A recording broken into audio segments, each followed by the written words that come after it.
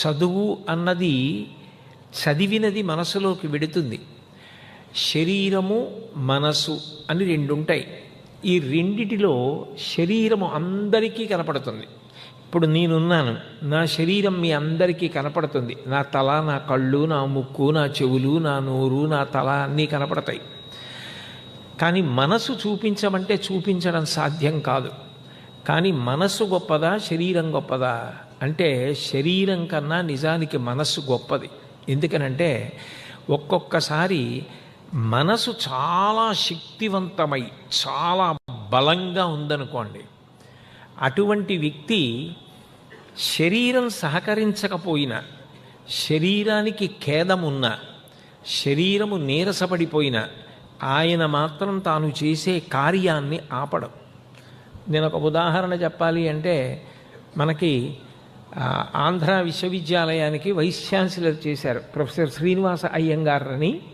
ఆయన వైస్ ఛాన్సలర్గా చేసి రిటైర్ అయిపోయారు. ఆయన గొప్పగా ఎన్నో పుస్తకాలు చదివి పుస్తకాలు వ్రాశారు ఇంగ్లీష్లో. ఆయన పెద్దవారు అయిపోయిన తర్వాత ఒక కన్ను సరిగ్గా కనపడక కంటి వెంట కొద్దిగా నీరు కారుతుండేది. ఆయన కుమార్తె ఒకసారి తండ్రిని అడిగింది, నాన్నగారు ఒక కన్ను సరిగ్గా పని చేయట్లేదు కదా, అయినా మీరు ఎందుకండి ఇంకా చదువుతూనే ఉంటారు అంది. రెండో కన్ను పనిచేస్తోంది కదమ్మా అన్నారు. అంటే మనిషి మనసుకి బలం ఉందనుకోండి, అట్లా ఆలోచిస్తారు. శరీర వైక్లభ్యాన్ని ఆలోచించరు. అదే కొంతమందికి మనసు బలహీనపడిపోయిందనుకోండి, శరీరం ఎంత పటుత్వంగా ఉండనివ్వండి, ఎంత బలంగా ఉండనివ్వండి, ప్రతిదానికి శంక పొందుతాడు. ప్రతిదీ అనుమానమే. ఏ పని చేద్దామన్నా, అమ్మో మనం చేయగలమా, మన వల్ల అవుతుందా, మనం చదవగలమా, మనం వ్రాయగలమా, మనం కాగలమా అని ఇన్ని ఆలోచనలు చేస్తారు. కొంతమంది అట్లా కాదు. మనసు బలంగా ఉందనుకోండి, ఆ బలంగా ఉన్న మనసు చేత ఎన్ని కష్టాలైనా అధిగమించి ముందుకెళ్ళిపోతారు. ఆ కష్టాలు అధిగమించడంలో కూడా వాళ్ళకి నేను ఇంత కష్టపడ్డానన్న విషయం జ్ఞాపకానికి ఉండకుండా వాళ్ళు ఎంత స్థాయికి వెడతారు అంటే అసలు మన ఊహకి కూడా అందడం సాధ్యం కాదు.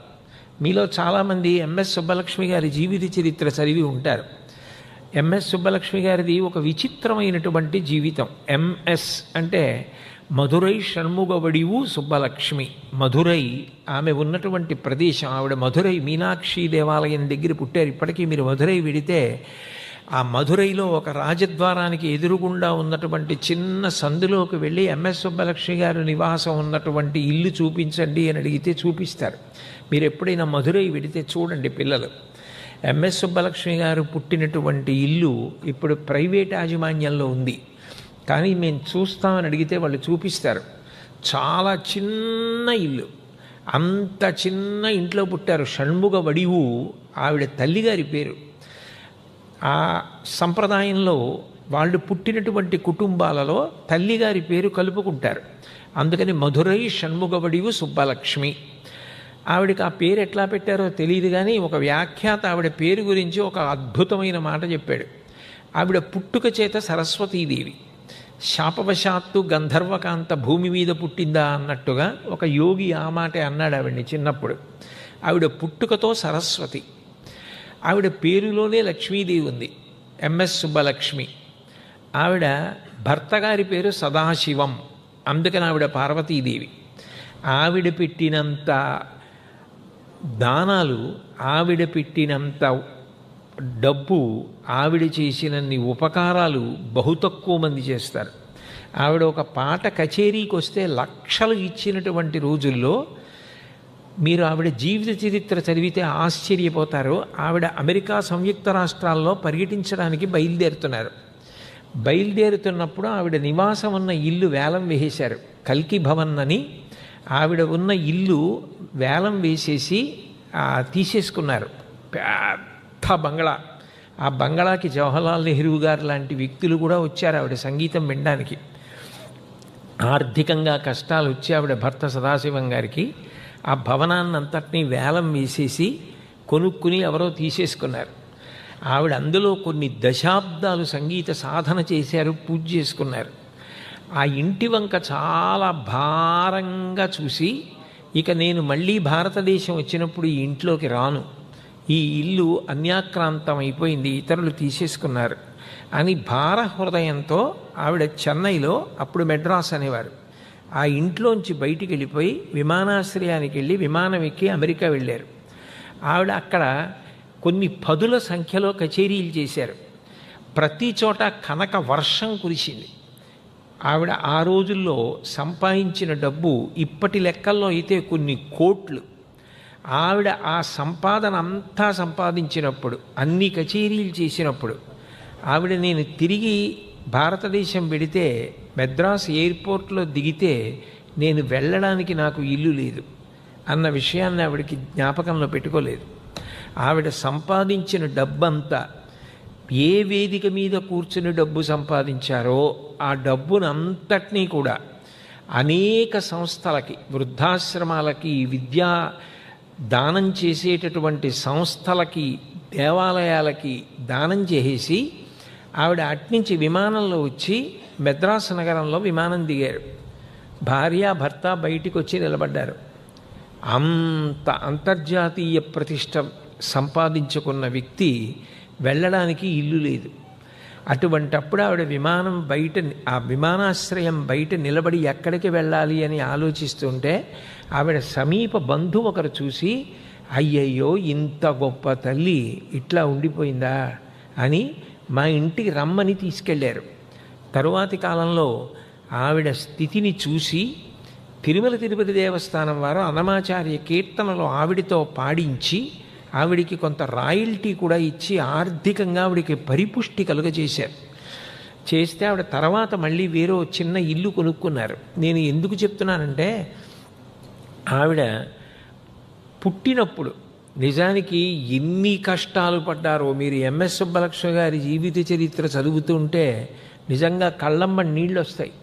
చిన్నతనంలో చుట్టుపక్కల ఇళ్లల్లో ఉన్న పిల్లలు ఫేస్ పౌడర్ రాసుకునేవాడు ఆడుకోవడానికి వెళ్ళేటప్పుడు. ఆవిడికి కూడా అలా ఫేస్ పౌడర్ రాసుకోవాలని కోరిక. కానీ ఆ ఫేస్ పౌడర్ డబ్బా ఒకటి చిన్నది కొనుక్కోవడానికి కావలసినంత డబ్బు ఆవిడ దగ్గర లేదు. అంటే వాళ్ళ అమ్మగారు కొనిపెట్టగలిగిన స్థితిలో లేరు. లేకపోతే ఆవిడికి అలాంటి పౌడర్ రాసుకోవాలన్న కోరిక కొద్దీ పక్కింటికి వెళ్ళి అడిగారు. ఆవిడ అడిగితే ఆ పక్కింటి ఆవిడ మాట్లాడుతూ ఈవిడితో ఒక మాట అన్నారు. అది ఏముంది లేవే, గోడకి సున్నం రాసినట్టు ఆ పిల్ల మొహానికి పౌడర్ రాసుకుంటుందన్నారు.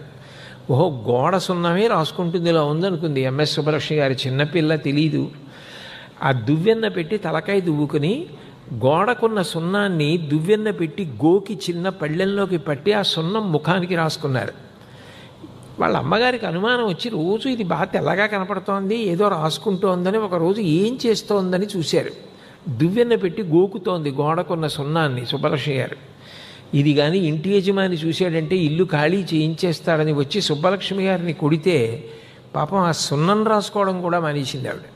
వాళ్ళ అన్నగారు ఓదార్చి, అమ్మ నీకు నేను ఫేస్ పౌడర్ ఎట్లాగైనా కొనిపెడతాలే, నువ్వు బెంగ పెట్టుకోకన్నారు. అంటే మీరు ఆలోచించండి, భారతరత్న అవార్డు పొందినటువంటి సంగీత విదుషీమణి, ప్రపంచ ప్రఖ్యాతి వహించిన ఒక సంగీత విద్వాంసురాలు చిన్నతనంలో ముఖానికి రాసుకోవడానికి పౌడర్ డబ్బా లేదు. ఆవిడ జీవితం చదివితే ఆశ్చర్యం వేస్తుంది. చిన్నతనంలో సైకిళ్ళు కొత్తవి ఏర్పాటు చేసి అమ్మకానికి పెట్టాడు ఒక ఆయన. అది కొత్త బ్రాండ్ ఆఫ్ సైకిల్స్ అవి. ఆ సైకిల్ షాప్ ఓపెన్ చేసినప్పుడు ఎంఎస్ సుబ్బలక్ష్మి గారి తల్లి గారిని కచేరీకి పిలిచారు. వాళ్ళ అమ్మగారు కచేరీ చేసి ఎంఎస్ సుబ్బలక్ష్మి గారితో కూడా చిన్న పిల్ల కచేరీ చేయించారు. వాళ్ళందరూ ఆ పిల్ల సంగీతం చూసి ఆశ్చర్యపోయి కట్టుకొమ్మని కుట్టించుకొమ్మని కొత్త బట్టలు ఇచ్చి ఒక 5 రూపాయలు ఇచ్చారు తాంబూలం. 5 రూపాయలు దొరికినందుకు పరమానంద పడిపోతూ తల్లిగారు పిల్లని తీసుకుని ఇంటికి వచ్చారు. ఇంటికి వచ్చాక ఆ వీధిలో వస్తుంటే పండగ రోజులు, మంచి సువాసనలు, నీతి వాసనలు, మధుర పదార్థాలు వండిన వాసనలు వస్తున్నాయి. ఇన్ని వాసనలు వస్తుంటే చిన్నపిల్ల కదూ, మంచి ఆకలి మీద ఉంది సుబ్బలక్ష్మి గారు. ఇంటికి వచ్చిన తర్వాత వాళ్ళ అమ్మగారు కంచం పెట్టి పల్చగా నీళ్ళ అంటే నీళ్లు కాదు మజ్జిగ అనుకోవాలి అంతే, అంత పల్చటి మజ్జిగ, కొద్దిగా పచ్చడి, అంతకన్నా తినడానికి అవకాశం లేదు. అటువంటి దరిద్రంలో పుట్టారు సుబ్బలక్ష్మి గారు. పచ్చడి వేసి ఆ మజ్జిగ అక్కడ పెడితే చిన్నపిల్ల పక్కిళ్లలోంచి వస్తున్నటువంటి వాసనలు చూసి, నాకు ఈ అన్నం వద్దు, ఎప్పుడు చూసినా ఈ నీళ్ల మజ్జిగ పచ్చడే పెడతావు, నాకు అదిగో పక్కింట్లోంచి వాసన వస్తోంది, నాకు ఆ కూర కావాలని ఏడుస్తుంటే ఆ తల్లి నేను ఎక్కడ తీసుకొచ్చి పెడతానే నీకని ఏం చెయ్యాలో అర్థం కాక ఆ తల్లి షణ్ముఖవడివు గారు కూడా ఏడుస్తూ కూర్చుంటే, ఆ రోజుల్లో పెద్ద పెద్ద గోడలు కాదు, తలుపులు కూడా ఉండేవి మధ్యలో. ఆ పక్కింటి ఆవిడికి వినపడి సుందరమ్మ గారని ఆవిడ వచ్చి ఎంఎస్ సుబ్బలక్ష్మి గారిని తీసుకెళ్ళి కూర మధుర పదార్థాలతోటి భోజనం పెట్టి పంపించి, చిన్న పిల్ల అంటే ఆవిడ పడ్డ కష్టాలు చదివితే అసలు ఒక ఆడపిల్ల జీవితంలో ఇన్ని కష్టాలు పడి అంత స్థాయికి వెళ్ళి భారతరత్న అవార్డు అందుకోవడమా, ఐక్యరాజ్య సమితిలో కచేరీ చేయడమా, అన్ని ఆవిడ పేరు మీద గ్రామ్ఫోన్ రికార్డుల, అన్ని భాషలలో పాట పాడమా, అంత గొప్ప సంగీతమా, ఆవిడ పాడిన ప్రతి పాట వెనకాతల ఎంత కష్టం ఉందో, ఎన్ని కష్టాలు పడ్డారో మీరు ఆలోచన చేస్తే అది సరస్వతి కటాక్షం అంటే. అందుకు ఆవిడ తామర పువ్వులో కూర్చుంటుంది.